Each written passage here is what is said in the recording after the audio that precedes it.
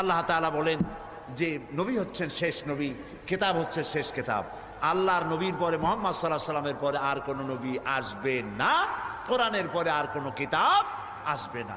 সেই জন্য আল্লাহ তাআলা হেফাজতের দায়িত্ব নিয়েছেন। কোথাকার কোন গোলাম মুহাম্মদ পায়খানায় পড়ে মরছে, এই শয়তান একে যারা, আরেকটি কথা মনে রাখবেন, কাদিয়ানি যারা, কাদিয়ানি ধর্মের অনুসারী যারা, একজন আলেম তাদের মধ্যে নাই, সব আধুনিক শিক্ষিত ব্রিটিশের দালাল ছিল এরা। এর একটাও মুসলমান না, একজন আলেম নাই। কোন কাদিয়ানিদের জন্য চ্যালেঞ্জ রইল, তারা দেখাক একটা আলেম তাদের সাথে আছে। শয়তান, এগুলো কি জোরে কন, আরো জোরে কন, শয়তান এবং কাফের। শয়তানের চাইতেও খারাপ। শয়তান তো নবুয়তের দাবি করে নাই। শয়তান নবুয়তের দাবি করছে?